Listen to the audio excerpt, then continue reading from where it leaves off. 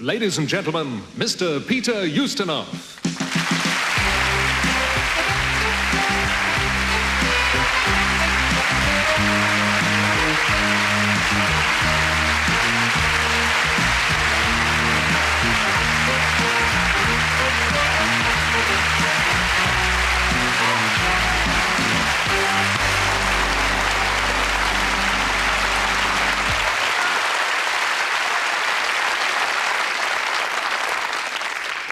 I'm very proud of this. It's actually the Albanian Oscar.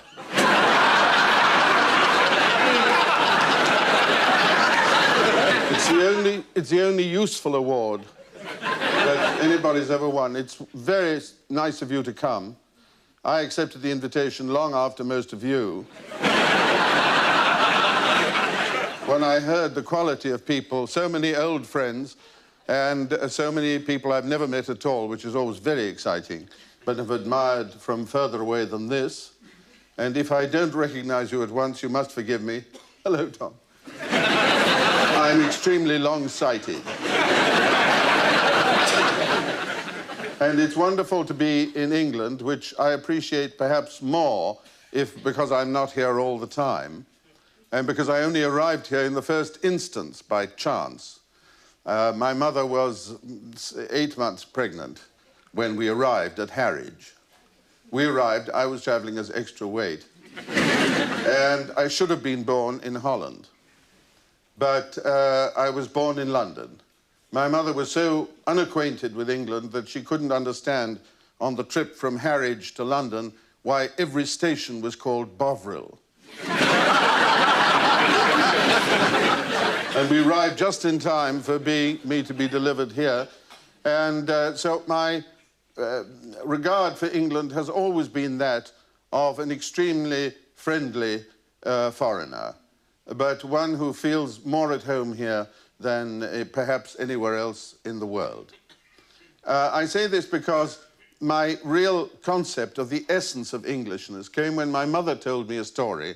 My mother was a painter, and she designed the interior of Covent Garden and the ballet for the state visit of President Lebrun in 1938 in order to celebrate the Entente Cordiale.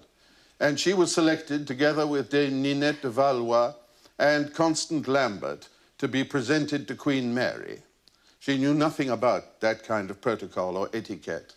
And she was told that she must not change the direction of her eyes. She must look directly in front of her and only speak when she was spoken to. So she stood in the front row with the three of them. With the two of them, she was the third. And Queen Mary swept in, as I had seen her on one occasion in Harrods,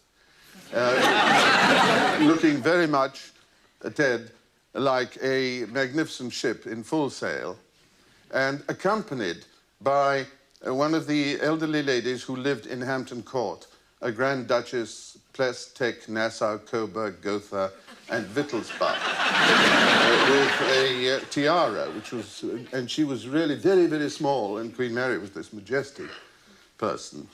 And they arrived opposite Ninette de Valois, and my mother stood rigidly like that. And Queen Mary said something like, "You often find you have yes and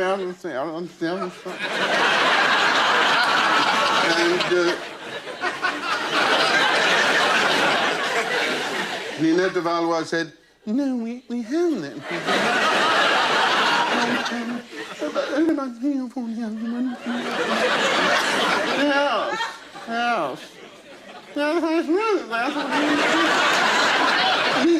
On the whole. And then my mother sensed that Queen Mary was moving one closer to her. And Constant Lambert was a huge man who drank rather a lot and who was always slightly sidelong.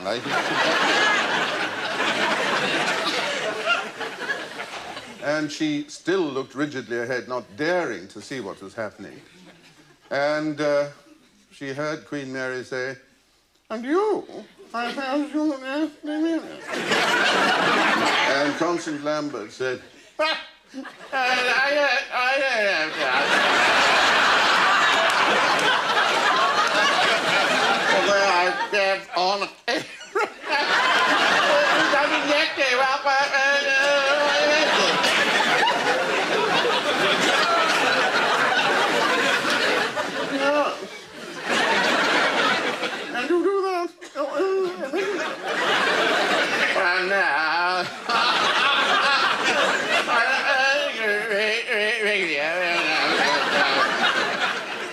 then there was a pause, and Queen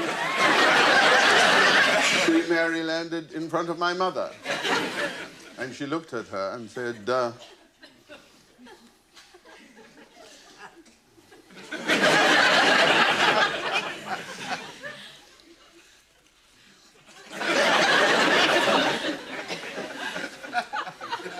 and left.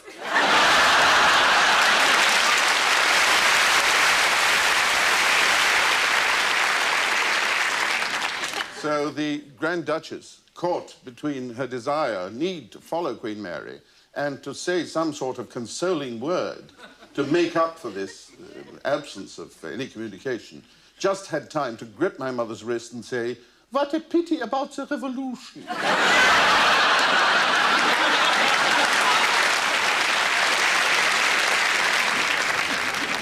So that's a certain aspect of Englishness which I've always found very attractive.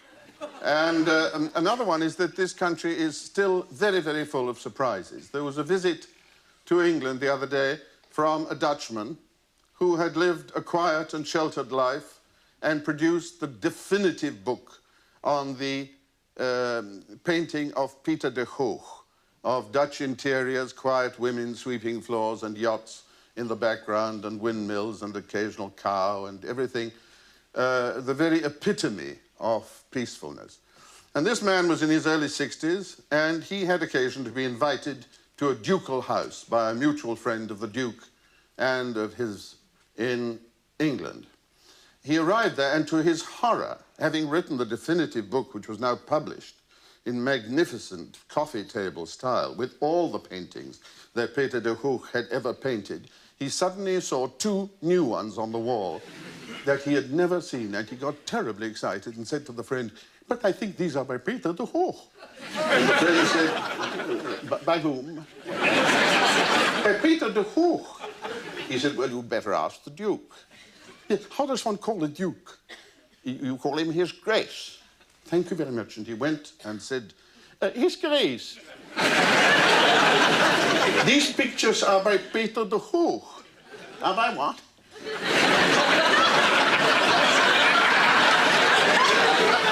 "Peter de Hoogh."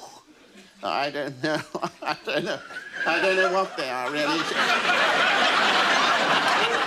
"That fellow's painted on wood, of course." "I know that, because when I was younger, I used to throw a ball against it, and it had a very true bounce. But the other one, probably the other one was in the other wing before the fire, but I don't remember it at all. At all. Do you want me to call for the black book? And then I can, you see, they have tiddlywinks on the frame. Look very carefully there. And you read me out the number. And I'll tell you what they are. That would be very wonderful, His Grace. And the butler appeared this size. "Bellamy, the black book." Came back with it, and the Duke...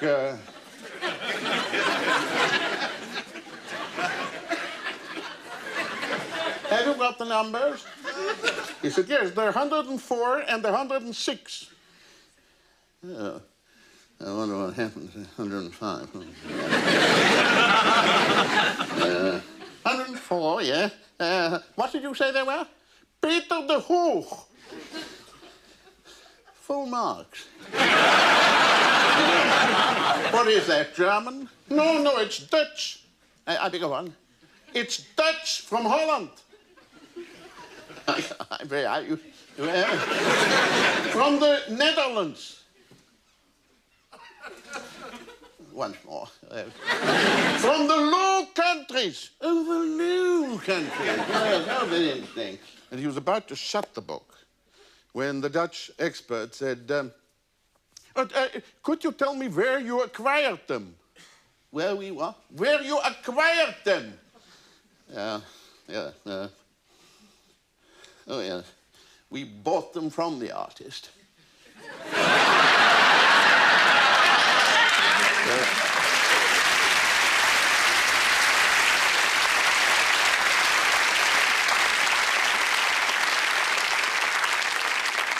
That's another aspect of Englishness. I'm told that I should provoke you into asking questions. I'm rather chary of starting too soon because I only have about 14 answers. But if any of you feel moved to shift me on to somewhere else, I would be personally frightfully grateful. Yes, You have to travel all around the world, meeting very important people. And each country has its own particular versions of protocol. How would you distinguish and describe the different countries that you visited in terms of their protocol, and how do you cope with it? Yeah, it's a very, very good question, because there's a charming incident in Yugoslav protocol. There was a huge gentleman who was unfortunately killed in an air crash. The Prime Minister under Tito, called Mr. Bjedic, a Mohammedan from the middle of Yugoslavia, and who was a comrade of Tito's up in the hills during the war, inseparable bodyguard. And he was eating at a banquet next door to the American ambassadress, and Tito on the other side. And he was explaining details of the partisans to the American ambassadress, and went, and on the fourth day,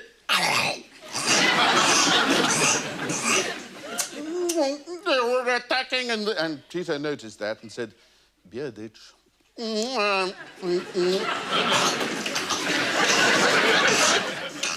When the two divisions were already, they were, Bjedic. And I was coming together in a clash. Bjedic. Knife. Who?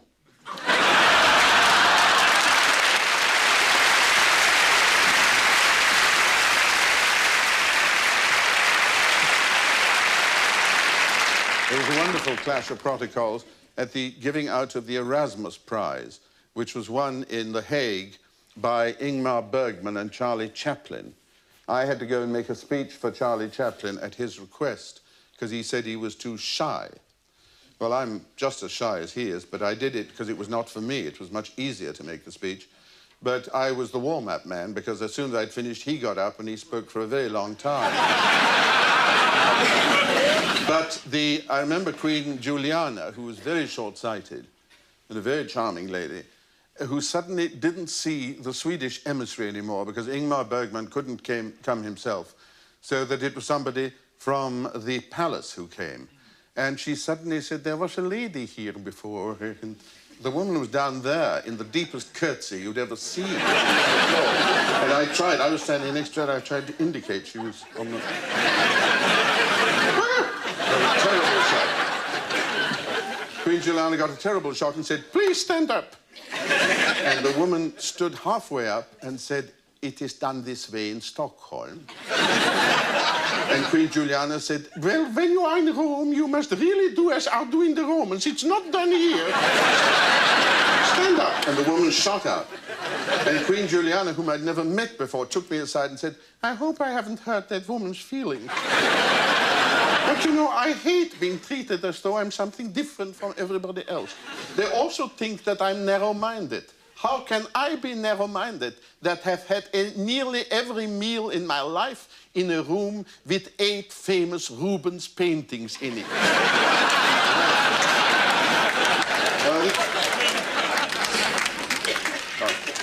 You know the White House well. Have you met the Reagans? And does Nancy Reagan run things as we're told she does? Well, we were at the White House, and I have no compunction in telling you about this because it was in all the papers, but we were actually there at the moment when suddenly there was a little...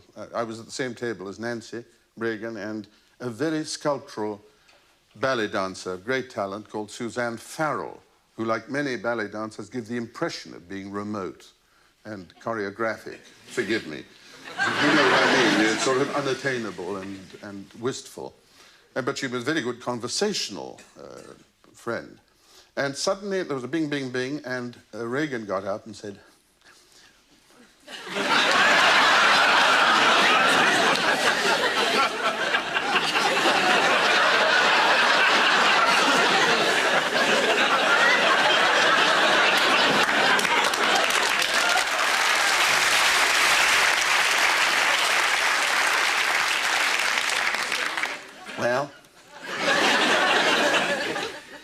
I just want to raise this glass of mine in this White House of ours to welcome the Prince of Wales and his lovely Lady David.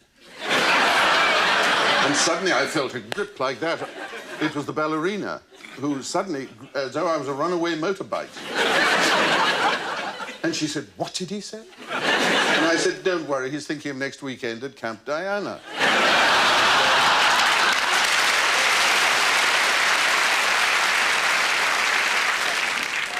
What was perhaps a little more disturbing was when 12 o'clock came and we started drifting out, and I said to my wife, "I think we'd better say goodbye." And she said, "Yes." And I went up to him and spoke very loudly and clearly and said, "Thank you very much for inviting us, Mr. President." And he said, "Well..."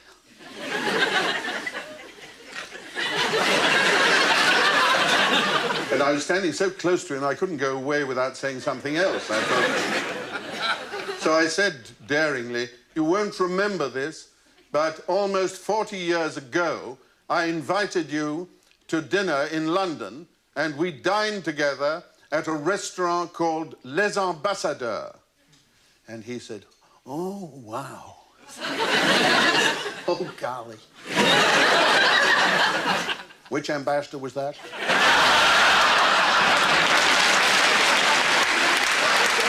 And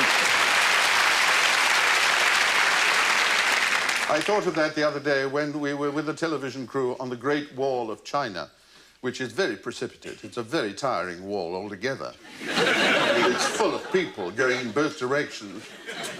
And I met on that wall somebody I'd been, when I was working in Salzburg during the summer, so somebody was conducting next door, and I never managed to see him, Horst Stein.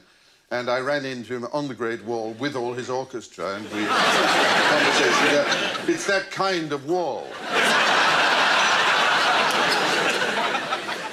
And suddenly I stopped. I was absolutely exhausted, and the camera was going, and I said, "All right, at this very spot, both Reagan and Nixon gave up.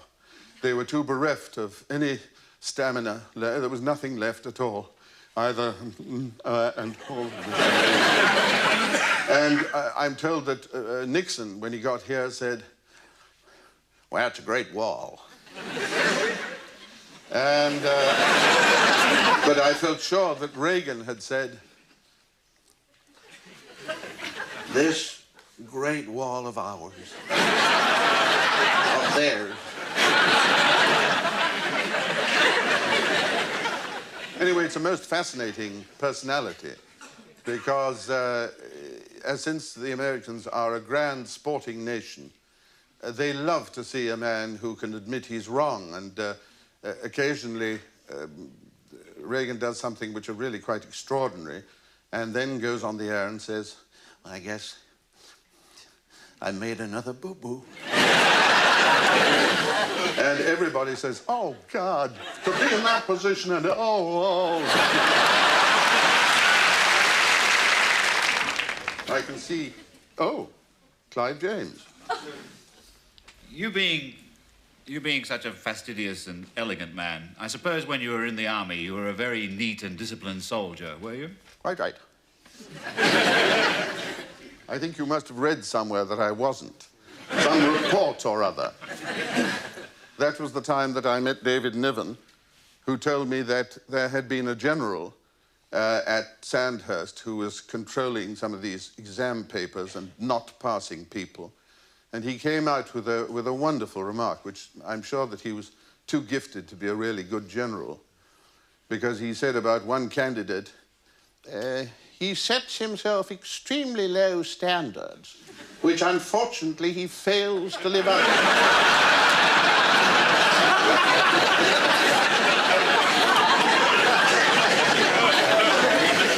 That was another of the saving graces, was the proximity of humor all the time, because we had at that time some of the last sergeants which came in a direct line, I think, from Waterloo, perhaps by way of the Crimean War and Florence Nightingale, but nothing much had altered. And they spoke with this extraordinary accent which suggested that They had fairly humble origins, but had been near enough the officers' mess to hear certain pronunciations, and they came out with language which was really absolutely bizarre and baroque. I thought I told you. I don't know where that comes from. I never heard it since. But it has so many grace notes in it that it is as complicated as some of the most modern atonal music. Or perhaps the Chinese would understand it better than we because they have a four-tone language. Oh, oh, oh, oh. And you can say the most dreadful things if you haven't got a musical ear. Yes, it was a consistently horrifying and yet comic experience. We had a sergeant major who was punch drunk and who spent all his time avoiding imaginary blows.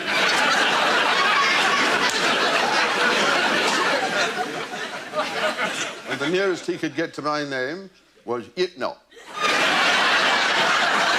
And when we first called into the army, we spent a horrifying first 5 or 6 weeks in billets, which was so overcrowded. There were 6 of us into the room the size of a toilet. It was really absolute agony. And afterwards, we were moved to rather more copious billets, although they were freezing. And I met this sergeant major in the street. And he was a man who, as a nervous tick, would say, "Stand up then. Stand up then." Even if you were lying, ready to shoot. "Stand up then."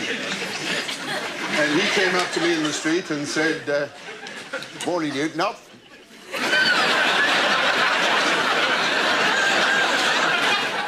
"Stand up then." "There's your new billet." I said, "The new billet is much less congested, sir." He said, "I know." More room too, isn't there? So it was always full of that kind of thing. We had a sergeant, aged 28, who had not a tooth in his head, and they put him folded over like that. And the new teeth had been ordered from the Army Dental Corps in 1937, I think, and they had not yet arrived. I mention this for a very definite purpose, because he was a terrible man, and he watched you writing home, and he watched parcels arrive, and used to come in and say, "Any cake?"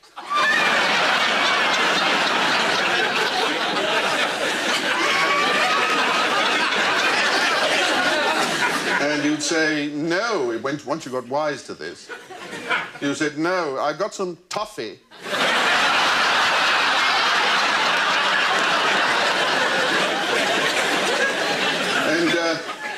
To show that it's always difficult in life to know which are the good moments and which are the bad, because until you make a final assessment, and there's probably no time for that at the end, you really don't know which is which.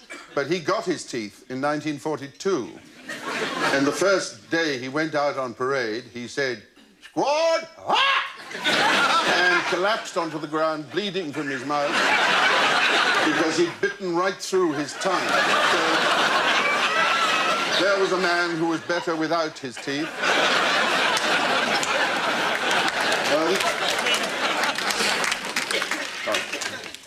Dennis. Peter, you were born in England and started your career in England. I'd love to know how it was that you crossed the Great Divide, jumped over the herring pond, and landed your first Hollywood job. The first Hollywood job was not done there. It was done in Rome. And it was Quo Vadis, which was then going to be directed by John Huston. And they thought I looked rather corrupt and shifty, and therefore might be good for Nero. And I did a test with John Huston. But that was a period when acting was completely different to what it is today. It was a time when I'd just appeared not so long before in a film called One of Our Aircraft is Missing, in which Hugh Williams appeared, a very distinguished actor and a father of someone who's here tonight. And he kept watching me the whole time. Every time I rehearsed, I saw him watching me, and he had a face which one could see him watching, so there was no doubt about what he was doing. He wasn't just being himself, his part. And eventually he came up to me and said, "Excuse me, young man, what are you going to do in this scene?" And I was terribly shy and said, "Well, I mean, really...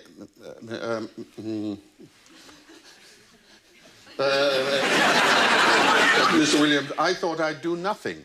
He said, "Oh, no, you don't. I'm doing nothing."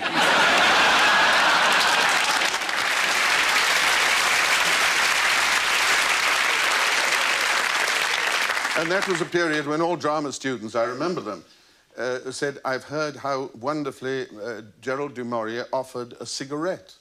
And everybody tried to emulate this negligent gesture. Cigarette. As though nothing had happened, and yet everything had happened, because everything was reduced to such a level, the cigarette became tremendously important. Well, I was brought up in that tradition. And here I was, being Nero, going absolutely mad, and thinking I was going so far overboard, nobody in his senses would engage me, especially not if they'd seen Gerald du Maurier offer a cigarette. And all the time, John Huston, who's this wonderful, mischievous fellow, kept saying, "A little more, Peter. Just a little more." That's quite mad. Can't be mad. I went way overboard. And they said they liked it. But they said there was a delay of over a year. And they said that they wanted me to play the part. It was now Mervyn LeRoy who was directing it. They wanted me to play the part, but they thought I might be a little young for the role. I said that Nero died at the age of 31. If they waited any longer, I would be too old. They've sent me a cable which I still got and cherish, which says, "Historical research has proved you correct."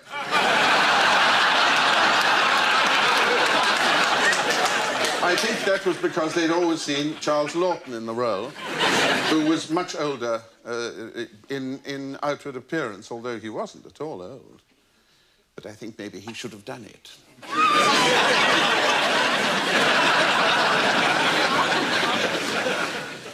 Jackie Stewart?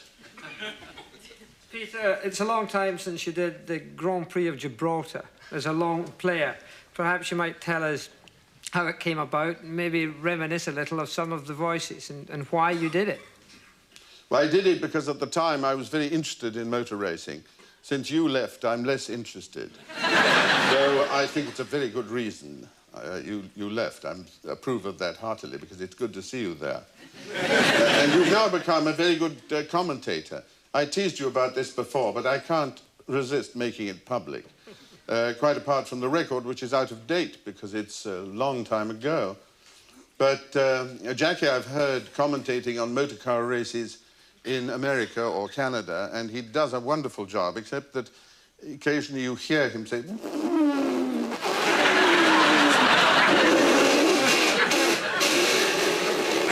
I don't like the sound of that engine.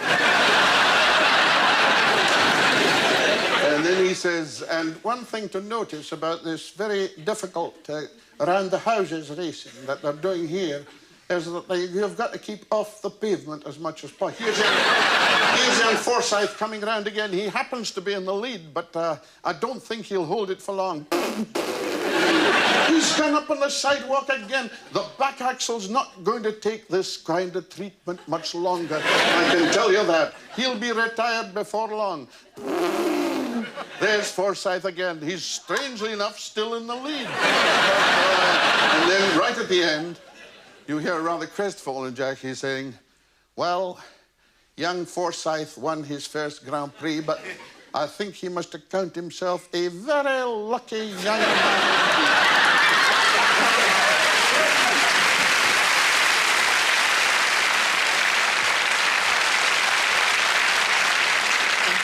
Yes. You have a piano on stage. Does that mean that we're going to hear you sing and play? No, we have a... Not for a minute, but we have a... I have an old friend sitting in the audience called Tony Hopkins, not the one who's playing Lear tonight, the composer, and he wrote the music for 2 or 3 films I did and many others. And we used to have fun improvising in the style of various composers. And we thought we'd do it tonight, really, very daringly, because we haven't done it for many years. Oh, wow. Golly. Which composer? Tell me.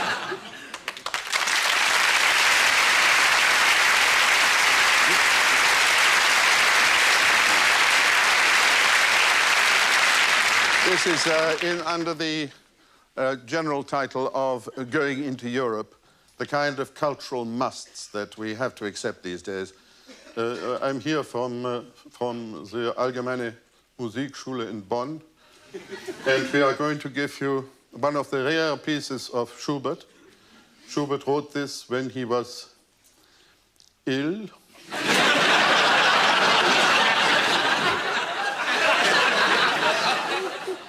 Based on a poem by Eichendorff, The Girl and the Halibut.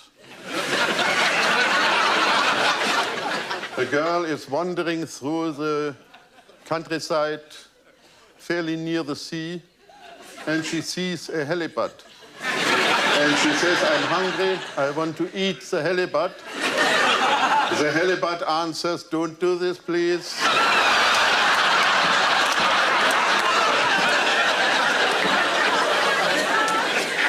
Because if you do this, you will be ill.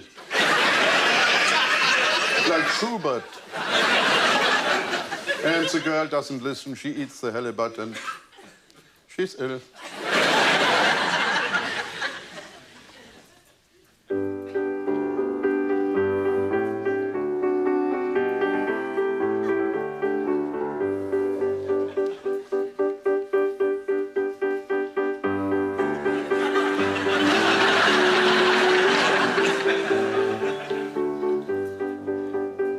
Ein Fräulein auf der Meer, ein Heilboot in das Meer. Und sagt, ich hab Hunger, ich will dir fressen, jawohl. Ich will dir fressen, jawohl.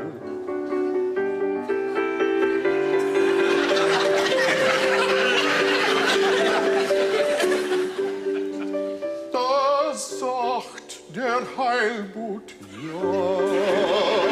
Oh Gott, nein, nein, nein, nein, nein, fresse mich doch nicht.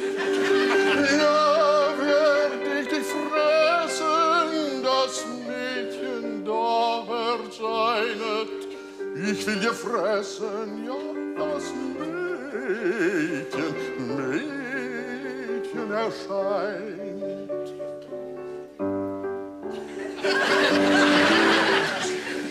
Dann kam das Mädchen, ja, und fraß den Heilboot von den Meeren, den Heilboot von der Meer.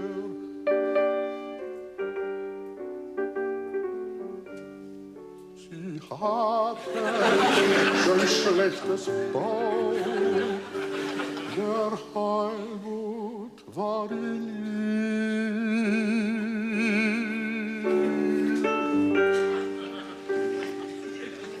Der Heilboot war in ihr.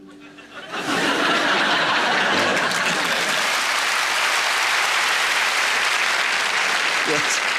On Mastermind recently, we had a question about the nickname that your father enjoyed when he was a Secret Service mole at the German embassy. I think it was Dumpkopf or something like that. But as a result of that, I've had a letter which reproaches me for being a foreigner in Britain who had absorbed the British inability to pronounce foreign names correctly. However, better than Ustinov, he says, who can't even pronounce his own name properly. Quite right. I'd like to ask Sir Robin, is that actionable? I can't make a bow tie of it.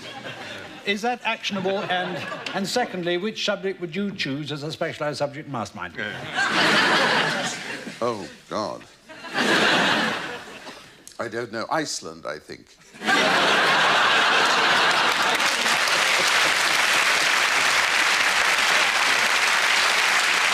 To make you feel at home. Not bad. Not bad.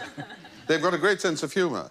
there was their Nobel Prize-winning author, Haldar Laxness, who was driving from his farm in a Jeep at the age of 66, I think he was, when he was driven off the road by a truck.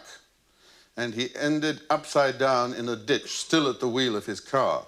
And when the truck driver ran over to him upside down, he said upside down, "And is there anything else I can do for you?"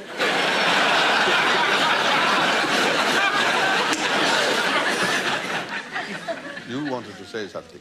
I remember a delightful character who was a dresser of yours in Brighton. A dresser who was very, very old. He was 88 or something, and he was terribly nimble, and you couldn't hear what he said half the time, but he said, "I'm one of the constables of Gloucester." I thought he meant he was a policeman. Apparently that's a famous tribe of jockeys. And he said, "I was 6 stone 8 when I was 21 years of age. How heavy do you think I am now?" I said, "I have absolutely no idea." 6 stone 8.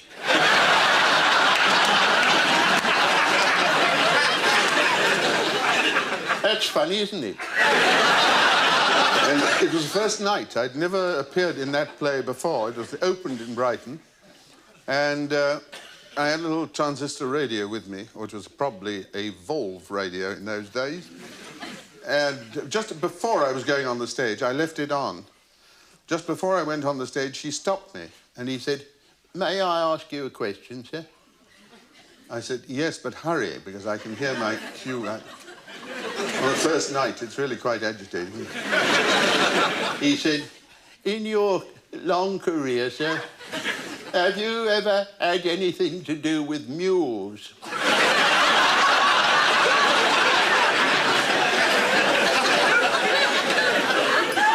I said, "No, I've never had anything to do with mules." He said, "It's a great pity if you don't mind my saying so. It's a lovely animal. Christian as a dog if you treat it proper." Then I had to go on the stage. And I came off, and the music had changed. They were now playing Elgar's Second Symphony, which is a very Edwardian and fruity piece of music. The full orchestra employed nearly all the time, and he was listening to it, and he suddenly looked up and said, "Oh, you're back here. Piccolo, that's a fast instrument, isn't it?" And he had a tragic circumstance at home because he said his wife wasn't talking to him anymore. It's very alarming when the people of 80 don't talk to each other. Well, you know, it was during the war, near the end of the war. And I don't know what it was. I fancied I heard a buzz bomb.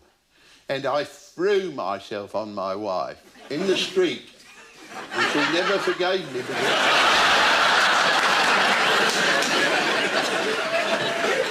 There wasn't no bomb. And I could never explain it to her. It's a very sad story, I think. Very sad. Years and years ago, I was in Hamburg and knew people at the Hamburg Opera at a time when you just directed The Magic Flute out there. And after you left, the production obviously changed and developed a bit in its own ways. I wonder what you feel about actors and singers ad-libbing and adjusting the production, and have you ever been guilty of doing this? Oh, yeah, when the director left, yes. When I was the director myself, rarely. But Hamburg had a special character. Every time anything went wrong in Hamburg, you knew who it was, and you looked into the wings, and you didn't even have to see the man. He came out sheepishly and said, with a very strong Austrian accent, "It was my fault again." And he said... You said to him, I can't remember what his name was now, but I said, "Again you?" He said, "Yes, you know, this is a temple of German efficiency, and I'm Austrian, and they keep me on because I humanize them."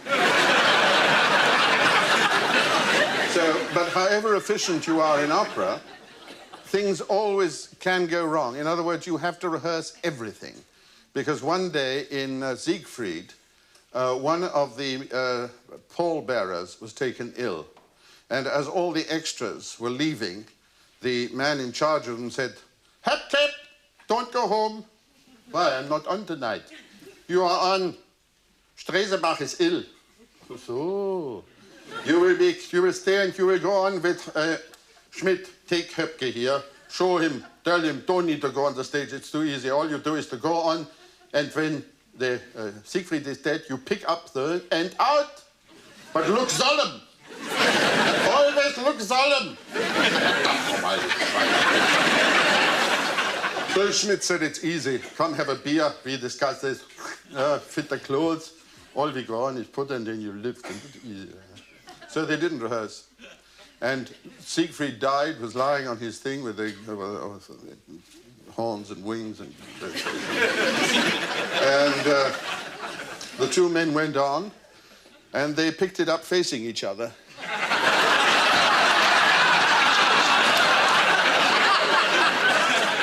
And with both wishing to save the situation, they put him down, both turned out.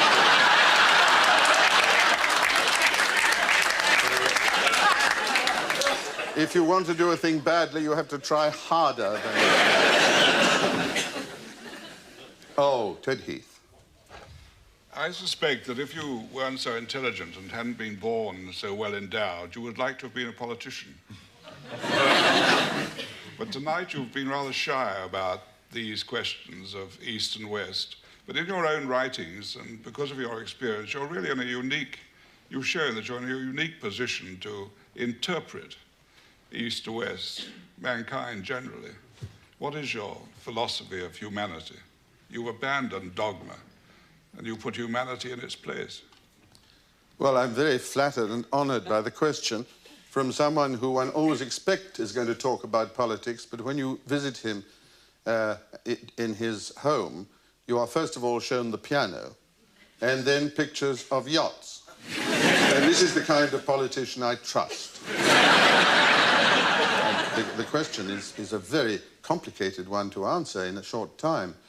But I think, of course, that the media concentrate on what separates us for obvious reasons. And once you've accepted that there are differences between us, one is always struck by the similarities, because conditions are exactly the same. Because if you're sitting with your own family on the other side of the Iron Curtain and you ask for the salt to be passed, and it is passed, you don't think for a moment that it may be a bug or that there's anything subversive about it. It seems absolutely normal. And of course, normal people in the course of daily events don't talk about politics very much, not as much as politicians think they must. And so it doesn't become a burning question. I think what's happening in Russia today is tremendously exciting. I don't want to appear to be enthusiastic, because you fall into another trap then. And as one French paper said to me, "Are you sure that you weren't charmed by Mr. Gorbachev?" And I said, "I'm really no more affected by the fact that he calls me by my Christian name than I am by the fact that de Gaulle, in his goodness, once called me Monsieur."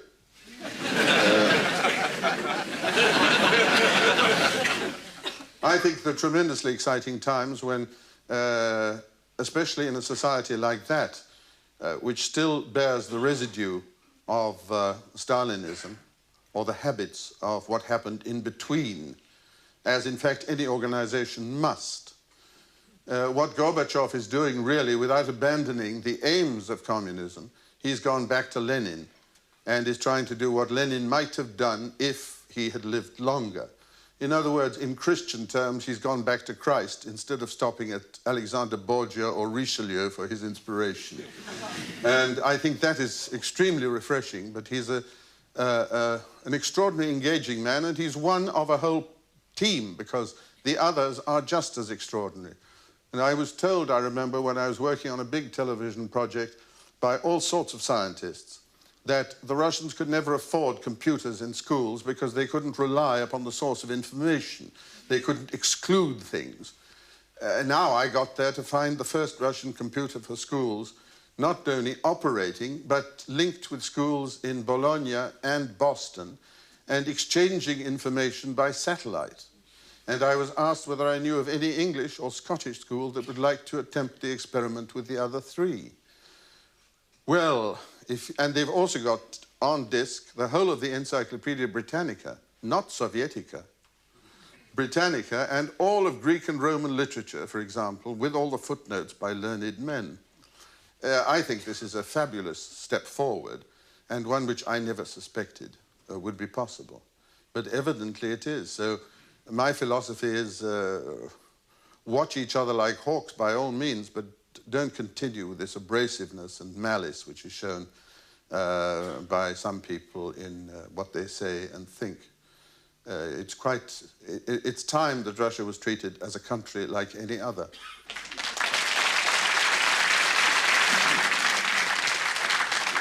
So it's a different way of looking at things, but basically people everywhere are really very good, I think, and they are only made bad.